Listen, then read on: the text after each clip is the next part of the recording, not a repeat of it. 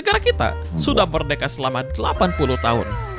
80 tahun sudah ada banyak sekali hal yang dilakukan oleh umat manusia dalam kurun waktu tersebut. Kita menciptakan internet, robot. Bahkan 80 tahun adalah waktu yang cukup untuk menunggu malaikat maut.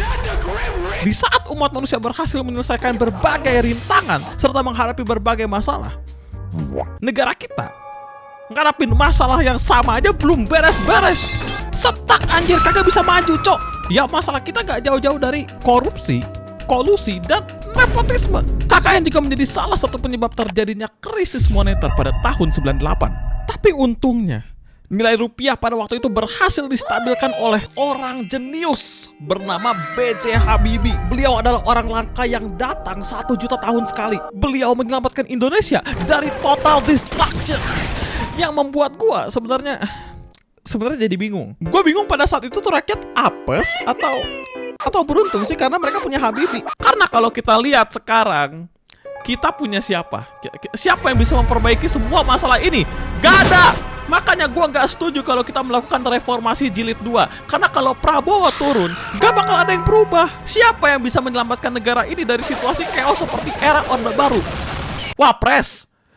This guy, man doesn't even read books. Gak ada.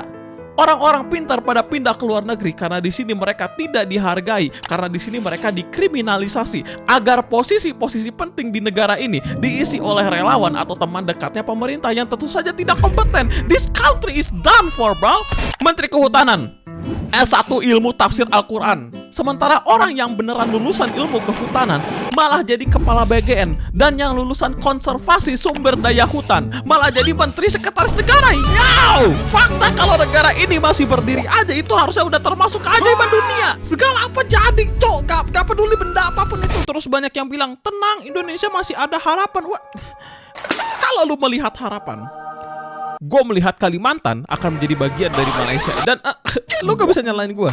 Pandangan kita gak selaras nih. Gue gagal untuk mengerti apa yang lu maksud dari harapan. Dengan apa yang terjadi akhir-akhir ini, satu-satunya harapan yang gue lihat adalah pindah kewarganegaraan. Amin.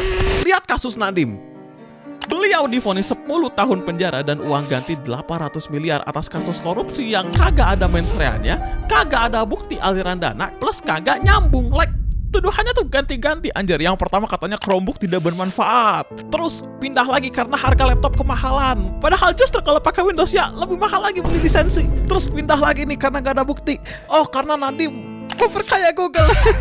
Ngapain memperkaya Google? Google udah kaya. Dan yang paling penting, sampai sekarang pun tidak terbukti orang ini melakukan korupsi. Jadi yang gue lihat selama persidangan, dari semua bukti-bukti yang diberikan, hakimnya tuh kayak, oh, gue gak peduli, pokoknya orang ini harus masuk ke penjara. Like what the fuck? Justru satu-satunya kejanggalan pada kasus ini terletak pada hakimnya. Siapa orang yang langsung buru-buru kabur setelah vonis? Loh, kenapa mesti buru-buru yang mulia? Takut ya? Wah, gawat ini. Itu kan hak kita untuk menyatakan. Inilah hasil dari Prabowo yang menaikkan gaji hakim ya. Tidak menyelesaikan apa-apa anjir. Performatif banget presiden kita ya. Kasus ini juga menjadi sorotan media internasional, membuat investor kabur dari negara ini. Karena siapa orang gila yang mau investasi di negara yang hukumnya prematur ekstrim anjir? Gak ada. Google aja bisa jadi korban. Siapa yang mau investasi lagi anjir? Terus ada orang yang ngomong, oh tenang aja bang, nanti mereka bakal dihukum di akhirat. Nah, you dumbass motherfucker. Kalau gitu ngapain kita punya hukum? Ngapain dulu Nabi pernah menerapkan hukum rajam kalau ujung-ujungnya lu bilang tenang aja ada akhirat? Shut your fucking ass. Enggak tenang you damn shit. Kalau lu bisa tenang di saat hukum masih bergantung sama uang, itu antara lu emang orang kaya atau lu emang dumbass aja. Hakim yang gak jujur akan berhadapan dengan hakim segala hakim. Tuhanlah hakim di atas segala hakim. Like, that's gonna help, bro. Like, I mean, I know, but apakah itu membantu situasi kita saat ini? No! Makanya dari dulu gue punya prinsip untuk tidak pernah bekerja sama dengan pemerintah. Ya apapun alasannya, I'm not doing that. Pen, kita dapat proyek dari pemerintah nih. Apa? Masuk penjara katamu? Gak mau. Karena rasanya kerja untuk pemerintah tuh kayak kerja dengan iblis gitu. Gue sih gak mau ya. Oh tapi bang, aku ingin memperbaiki negara ini, men. Gua respect banget niat lu, men. Cuma anggaplah negara ini adalah neraka. isinya banyak setan gitu. Lu masuk ke sana kemungkinan cuma dua, antara lu terhasut sama setan atau lu dikeroyok setan.